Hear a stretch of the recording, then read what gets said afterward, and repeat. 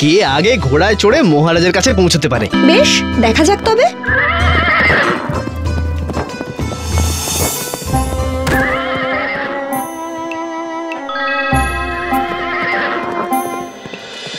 বুঝলে মন্ত্রী, এবার সময় হয়ে গেছে রাজ্যের পরবর্তী রাজার নাম ঘোষণা করার। কাকে ভেবেছেন জানতে পারি?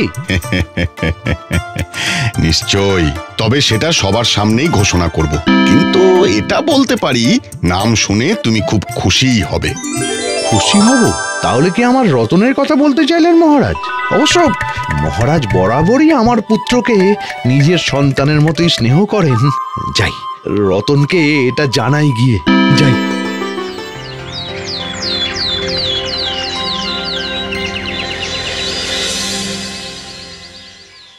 আজ আপনাদের সকলের উপস্থিতিতে আমি একটা ঘোষণা করতে চাই।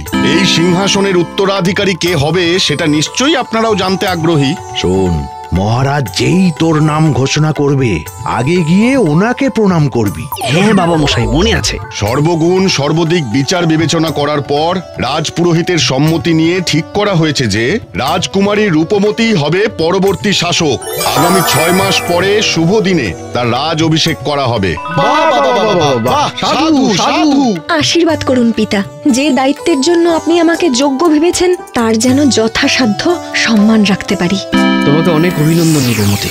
মহারাজ, ঘোষণা শেষ হয়ে গেলে আমি কি প্রস্থান করতে পারি? আমার একটি বিশেষ কাজ আছে। নিশ্চয়ই পুত্র, তবে তোমার কাছেও অনুরোধ, ছোট থেকে রূপমতী আর তুমি একসাথে বড় হয়েছো, ভবিষ্যতেও ওর পাশে থেকো। কি যে বলেন মহারাজ, এটা তো রতনের ধর্ম, ওর পরম সৌভাগ্য। বেশ,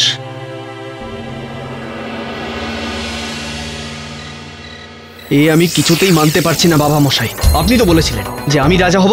মহারাজ আমার কথা বলেছেন আপনাকে, তাহলে এটা কি হলো?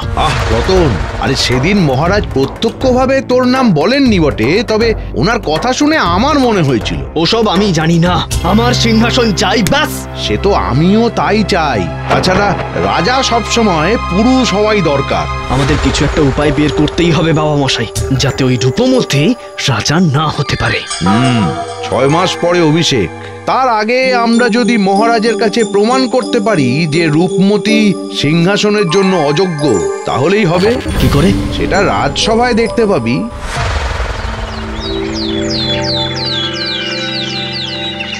মহারাজ, একটা কথা বলার ছিল, মানে যদি কিছু মনে না করেন। এত কিন্তু কিন্তু করছো কেন, বলো। আসলে রাজ্যে প্রথম কোন নারী শাসক হিসেবে সিংহাসনে বসবেন। খবর আসছে যে প্রজারা এতে একটু চিন্তিত বোধ করছে। আমরা নিশ্চিত যে রাজকুমারী যোগ্য, কিন্তু প্রজারা নয়, তাই আর কি।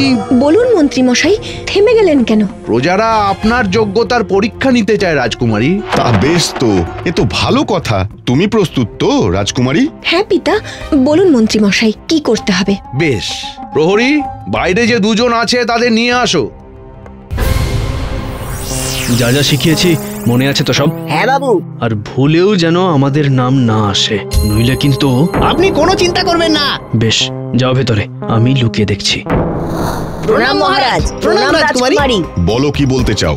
আমাদের একটা সমস্যা হয়েছে, আমরা চাই রাজকুমারী সেই সমস্যার সঠিক সমাধান করুক। বেশ, বলো। আমরা 2 ভাই, কিন্তু আমাদের কাছে 3টি লেবু আছে। আমরা কিছুতেই এর সমান ভাগ করতে পারছি না। দয়া করে যদি সমান ভাগ কি করে হবে বলে দেন। ব্যাস, উত্তর না দিতে পারলেই অযোগ্য বলে সিংহাসনচ্যুত করা যাবে। এ তো খুব কঠিন কাজ। লেবু কাটলে তো একটু 19-20 হবেই। দাসী, এনাদের থেকে 3টে লেবু নিয়ে যাও। তারপর তার রস বানিয়ে তুলা যন্ত্রে মেপে 2টো পাত্রে সমান ভাগে ঢেলে আনো। একটু 19-20 হবে না। চমৎকার, চমৎকার রূপমতী, আমি জানতাম তুমি পারবে। দেখলে মন্ত্রী? হ্যাঁ মহারাজ। ধুর, আর একটু কঠিন করে জিজ্ঞাসা করতে পারলে না? না হুজুর, রাজকুমারী রূপমতী যথেষ্ট যোগ্য ও বুদ্ধিমতী। হ্যাঁ হ্যাঁ, উনি তাতেও ঠিক পারতেন। থাক থাক, অনেক হয়েছে। আবার রাজকুমারীর গুণগান গাইছে। যাও, দূর হও। যা বললাম, যেভাবে বললাম ঠিক ওইভাবে বলবে। ঠিক আছে মন্ত্রী মশাই। বেশ, আগে আমি সভায় ঢুকছি, কিছুক্ষণ পরে তুমি এসো। যথা আজ্ঞা।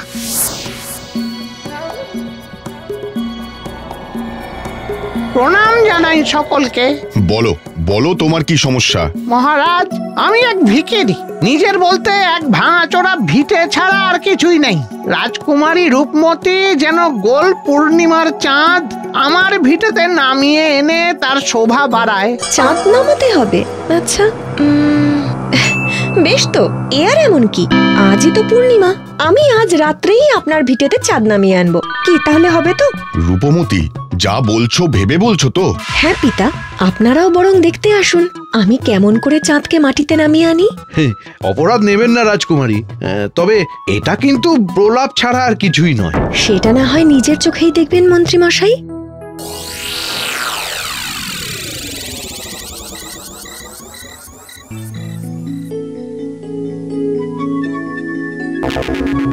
ওগি রূপমতি মাটির পাত্র হাতে করে নিয়ে এলেছে। হ্যাঁ, এতে করেই তো চাঁদ নামিয়ে আনবো। কি সত্যি তুমিও না মাটির পাত্রে চাঁদ? দেখোই না।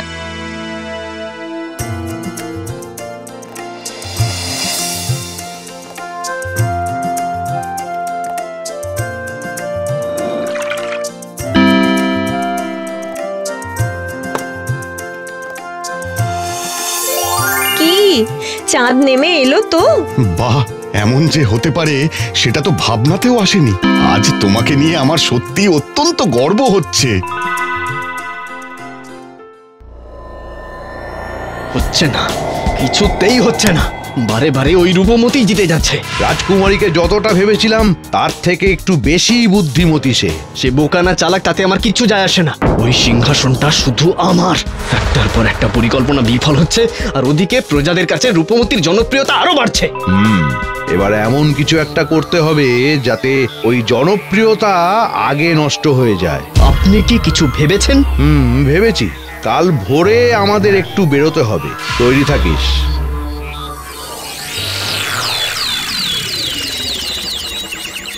প্রণাম পণ্ডিত মশাই। আরে মন্ত্রী মশাই, আপনি কি মনে করে?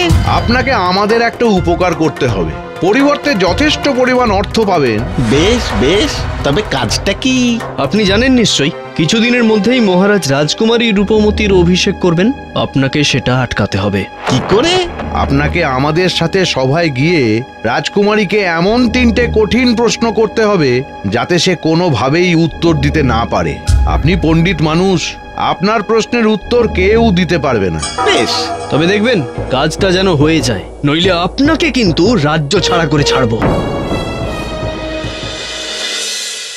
মহারাজের জয় হোক। বলুন পণ্ডিত মহাশয়। শুনেছি এই রাজ্যের রাজকুমারী নাকি খুব বুদ্ধিমতী, তিনি নাকি পরবর্তী রাজা হতে চলেছেন। তাই ওনার একটা বুদ্ধির পরীক্ষা নিতে চাই। তিনি যদি এই পরীক্ষায় উত্তীর্ণ হন তাহলে প্রমাণিত হবে যে তিনি আপনার যোগ্য উত্তরাধিকারী। বেশ তো, বলুন পণ্ডিত মশাই, আমাকে কি করতে হবে? বিশেষ কিছু না, বিশেষ কিছু না। আমি 3টে প্রশ্ন করব, আপনাকে তার উত্তর দিতে হবে। আচ্ছা। এইবার জমবে মজা। প্রথম প্রশ্ন, বলুন রাজকুমারী, আপনি কোনো অলংকার না পরেও কিভাবে অলংকৃত হতে পারেন? দ্বিতীয় প্রশ্ন, 2টি মানুষের 2টি জিনিস হারিয়ে গেল, টাকা ও বই। 2জন চোরকেই ধরা হলো, তাহলে কোন চোরের শাস্তি বেশি হবে ও কেন হবে? এবং তৃতীয় ও সর্বশেষ প্রশ্ন, রাজপ্রাসাদের বাগান থেকে ফুল চুরি হলো, তাহলে রাজা হিসেবে চোরকে কি মৃত্যুদণ্ড দেবেন? দারুণ পেঁচে ফেলেছে পণ্ডিত। এইবারে মনে হয় না রূপমতি আর উত্তর দিতে পারবে। বেশ, তাহলে এবার আমার উত্তরগুলো শুনুন।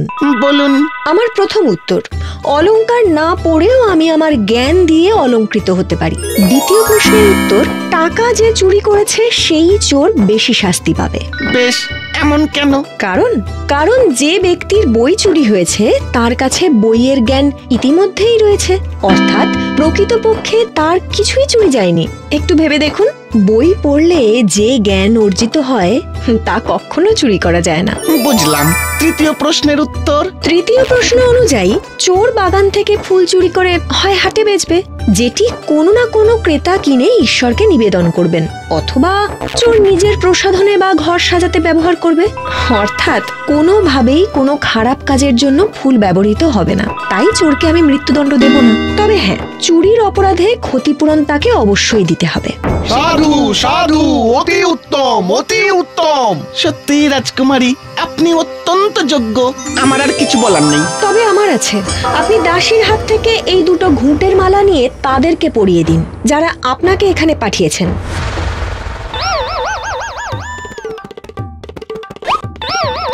কেমন লাগছে? সিংহাসন এত সহজে পাওয়া যায় না, এটি অর্জন করতে হয়। আমি আগে থেকেই জানতাম যে রতন ও মন্ত্রীমশাই চান না আমি রাজা হই, তাই তারাই ষড়যন্ত্র করে যাচ্ছিলেন। আমার গুপ্তচর আমাকে সব খবরই দিয়েছে। ছি ছি ছি মন্ত্রী, আমি এখনই তোমাকে পদচ্যুত করলাম। মহারাজ, আমাদের ক্ষমা করে দিন মহারাজ।